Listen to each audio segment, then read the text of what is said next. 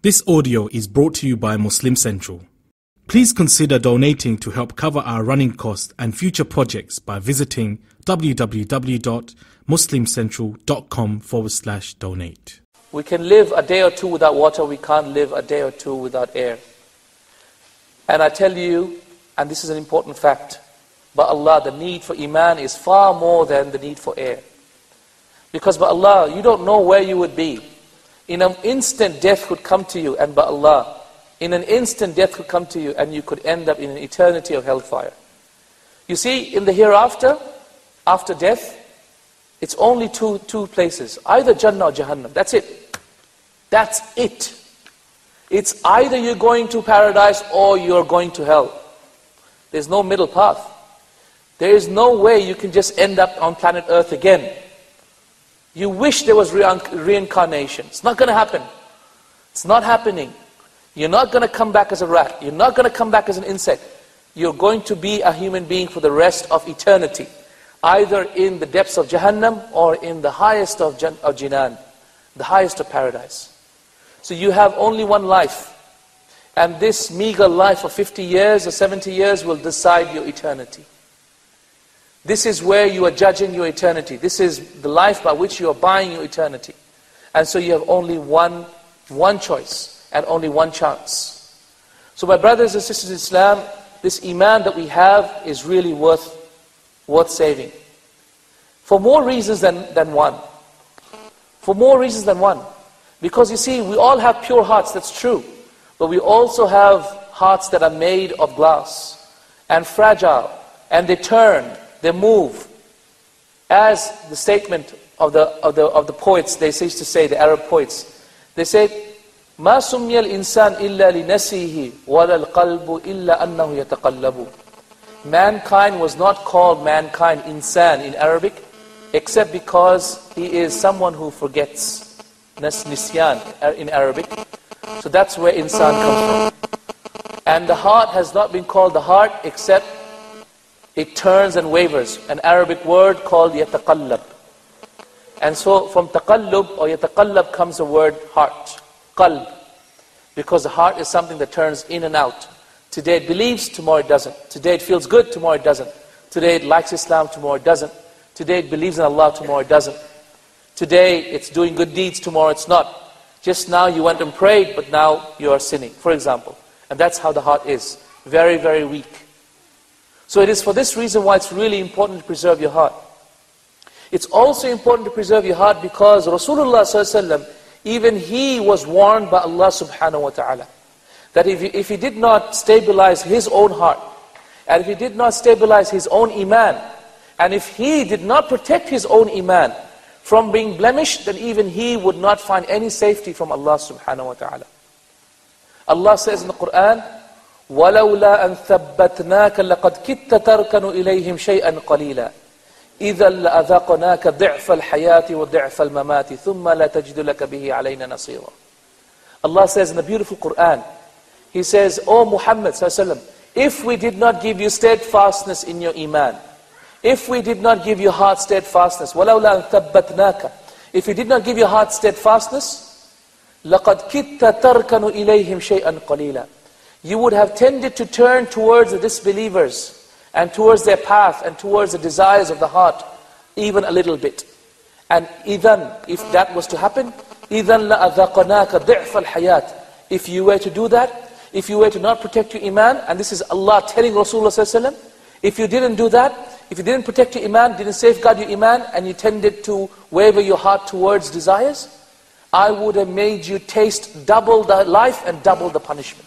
إِذًا لَأَذَقْنَاكَ ضِعْفَ الْحَيَاةِ, I would have made you taste life twice, وَضِعْفَ الْمَمَاتِ, and death twice. ثُمَّ لَا تَجِدُ لَكَ بِهِ عَلَيْنَا نَصِيرًا, and you would not have found anyone to save you from me. This is Allah telling Rasulullah ﷺ. If this is Allah telling Rasulullah ﷺ to be wary of protecting his Iman, what about people like us? What about people like us by Allah? Allah of a surety warns us as well, that if we fail to protect our Iman, Allah will of a surety take us to account and cause us to be of those people who have lost a lot of good in this life and in the hereafter. Also, my friends, another reason why we should be concerned about protecting our Iman is because by Allah, not a single day comes except that the day has far more evil than the day before it. This is why Rasulullah ﷺ said that the last hour will not come until every single day, the evil in it is far more than the evil in the day before it. So today, which is Friday, the 5th of November, in the year 2010 of the Christian calendar, this day has far more evil that Allah has allowed on this earth than yesterday, the Thursday, 4th of November of 2010. This is a fact about which there is simply no doubt about. It is for this reason why the scholars even said that even though Umar bin Abdul Aziz radiallahu anhu, who was the 5th Khalifa, came later, but just before him was kingship and the time of Yazid, where there was a lot of killing and fighting in the Muslim world, that even though Umar bin Abdul Aziz's time was a time of great blessings and mercy of Allah Azza wa Jalla on this earth, even then his time had far more evil than the time before it. And the time of Umar had far more evil in that time than the time of Abu Bakr. And this is only because, my friends, Allah subhanahu wa ta'ala has decreed that ultimately by Allah, we will all, the last hour will not come until this world is engulfed in evil. And it is for this reason why Rasulullah ﷺ said, إِنَّ بَيْنَ يَدَيِ السَّاعَةِ فِتَنٌ كَقِطْعَ اللَّيْلِ الْمُظْلِمِ يُصْبِحُ الرَّجُلُ فِيهِ مُؤْمِنًا وَيُمْسِي كَافِرًا وَيُمْسِي كَافِرًا وَيُصْبِحُ مُؤْمِنًا. What did he say? He said, verily in between the last hour, between the coming of the last hour, is fitna, is evil, like the blackness of the night, darkness of the night. It engulfs you and you don't even realize. In that time, battery's gone. Fitna, evil. Sorry? Okay. Alright. In that time, Rasulullah said, he said, verily, indeed, in that time, a man will go to sleep in the morning, a Muslim, and will wake up a disbeliever. And he will go to sleep a disbeliever and he will wake up a believer. And by Allah, isn't that happening now? That is happening right now. Thank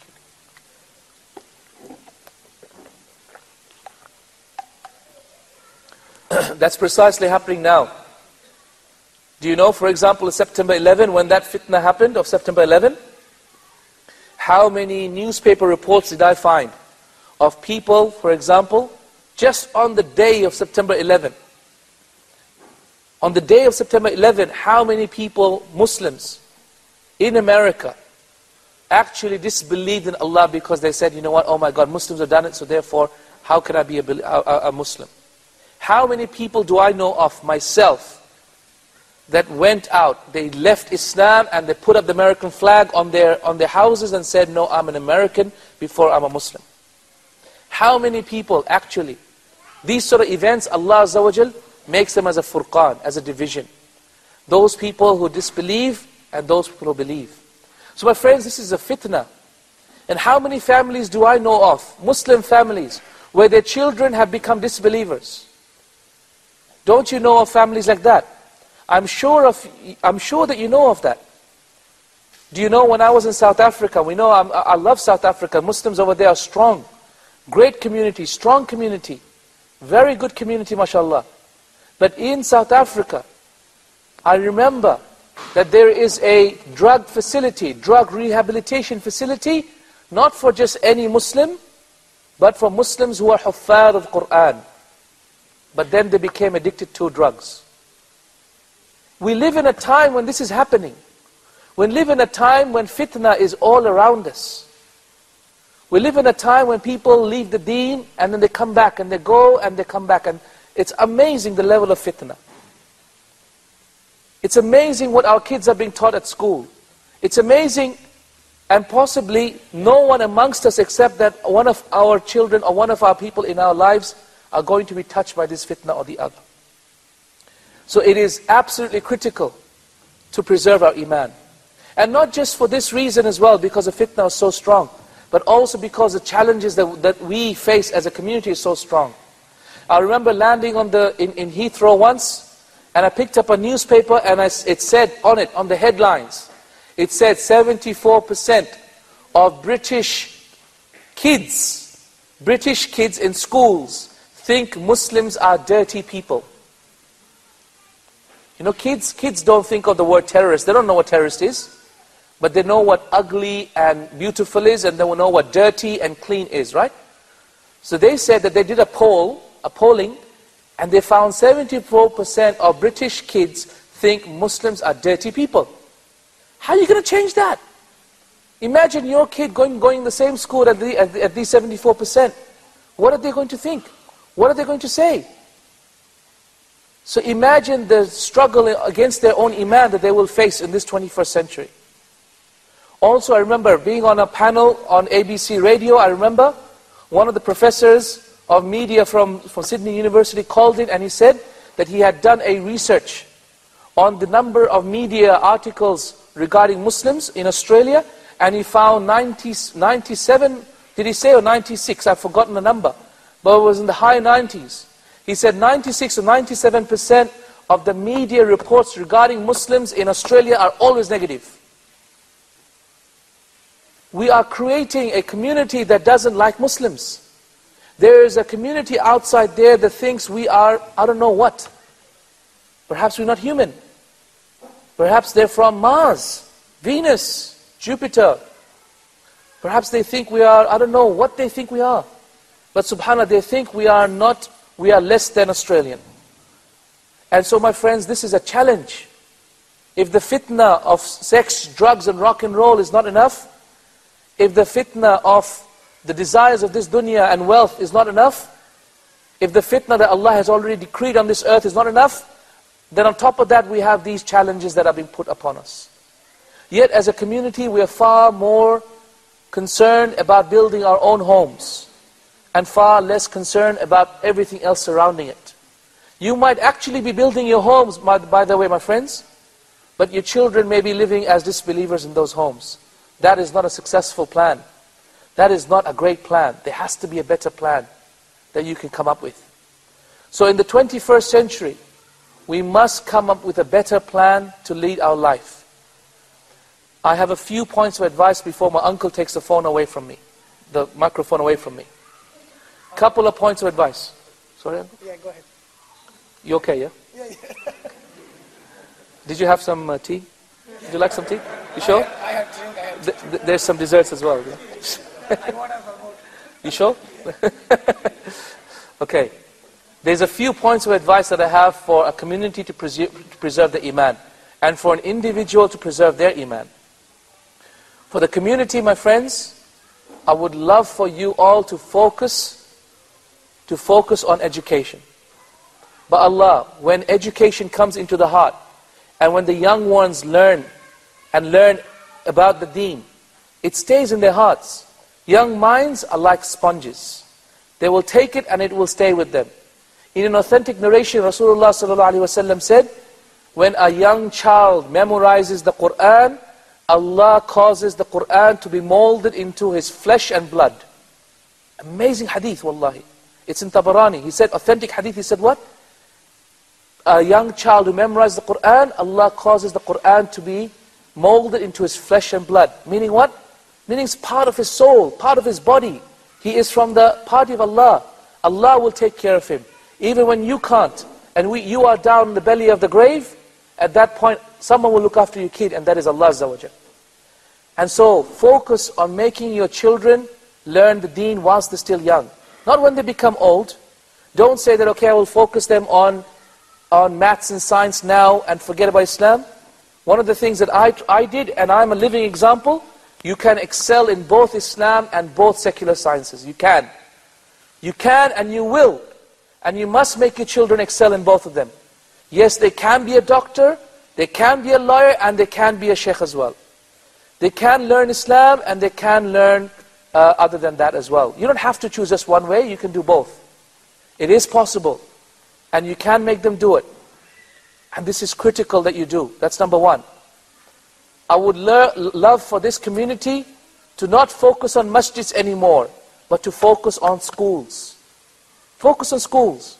You know, if I fundraise for a masjid, I could probably raise $500,000 right now. But if I fundraise for a school or a dawah organization or Al-Kawthar or whatever else, possibly not even $10,000 would come from me. And this is the mentality of people, that they think the masjid is going to give them Jannah, but schools won't. But really it is knowledge that stays with us. We live in a time where information age, where knowledge is far more powerful than anything else. So focus on schools. In 1960s, in the 1970s, I remember reading a statistics about the number of masjids in UK.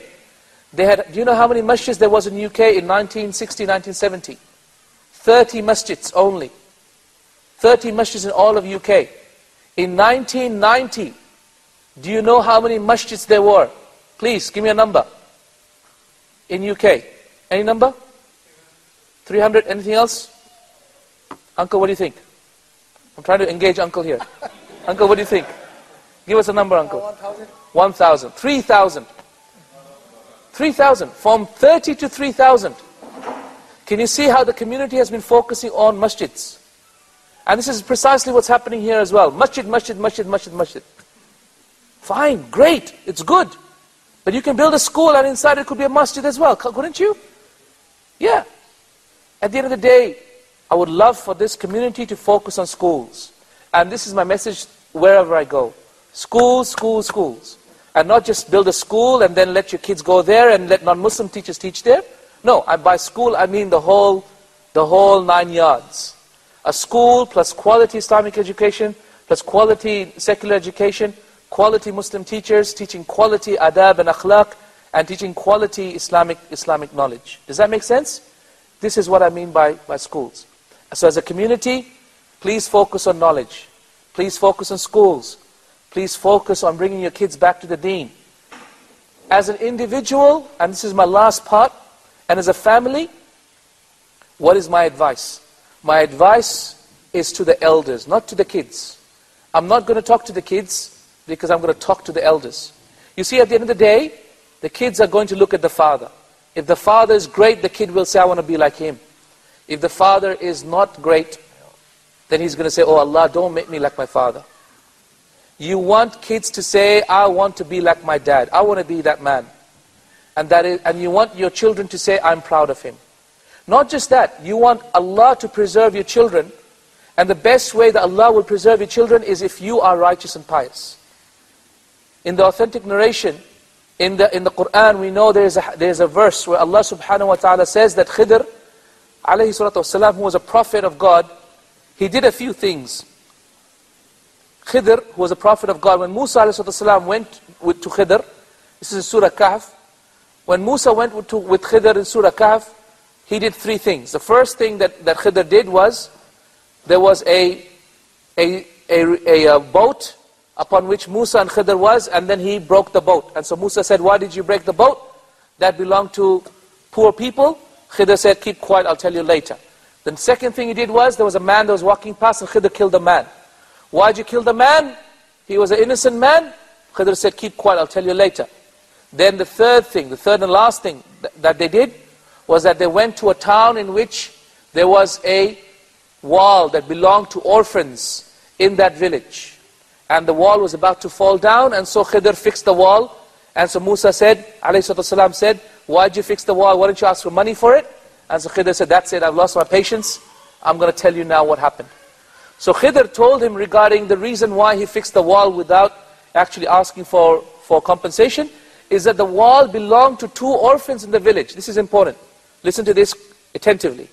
He said the wall belonged to 2 orphans in the village. And their father was a righteous man. So Allah wanted to preserve the gold that was there underneath the wall. Because if the wall fell, then it would fall on the gold, and the gold would be hidden forever. Allah wanted to preserve the gold of the orphans.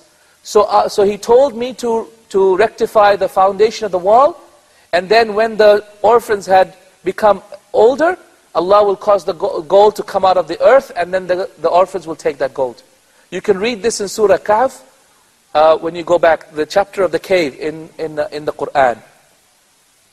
Ibn Abbas said, Allah wanted Khidr to fix the wall. Allah wanted good for the orphans because of the father, who was a righteous man. How many orphans are out there that Allah subhanahu wa ta'ala is not caring that much about their goodness and kindness, right? How many orphans do we know of that there are sometimes do not have this same mercy that these two orphans in this Quran, this verse of Quran are actually getting? Why? Because their father was a righteous man.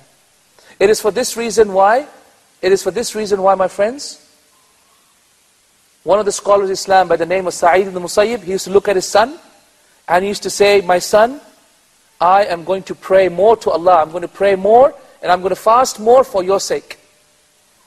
Meaning what? Meaning that when I become a better person and I become more righteous and more pious, then Allah will look after you.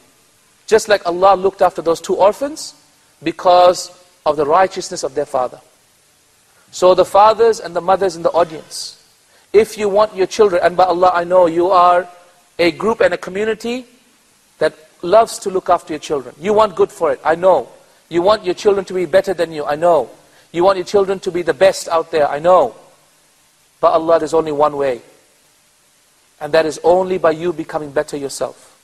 If you become better yourself, if you become more knowledgeable, more righteous, more pious, then your son will say, I want to be like him. And Allah will look after your children when you die. And Allah will look after your children when you're in the belly of the grave, when the angels are coming and telling you about what is happening to your child, and you have no ability, no power to say anything else to them. Jazakumullah khair. Thank you for attending. Thank you for this opportunity. Thank you to all my uncles and my aunties who have helped arrange this. I know all of them have been working very hard. It's very easy for me. I just came from the hospital and said, let's go to Brisbane. Why? Let's go have a nice time. It's very easy for me to come here and just talk. But wallahi, my uncle, my aunties, my uncle over here, and so many other uncles have been working for the last few months actually, very hard for this. It's the first time they've organized something, and I'm thinking, mashallah, they've done an excellent job. Excellent stuff, and jazakumullah khair to everybody. My father, my mother, mashallah, they've been so involved and done so much work. And to my brother Nabil as well, mashallah, he's done so much. Please don't leave today without thanking them. So make sure all these people who are walking around, they're the ones who have funded everything, they're the ones who have done all the food, they've done all the marketing, they've done everything. I have done nothing, I'm just talking. It's easy to talk, jazakallah khair. Alright everyone, thank you, inshallah, we'll see you all again. So before I finish, if you want Al-Kawthar to come to Brisbane, to benefit you all, to start a knowledge revolution, inshallah, then please join us at the Al-Kawthar stall. It's just outside, over there where it says 9, the inside out 9 over there, where I'm pointing. Come over there, inshallah, register your name, join the Al-Kawthar team. You'll be joining thousands of team members worldwide, inshallah, and help bring this concept to Brisbane, inshallah. Jazakallah khair. Thank you once again. Thank you, Uncle. This audio is brought to you by Muslim Central. Please consider donating to help cover our running costs and future projects by visiting www.muslimcentral.com/donate.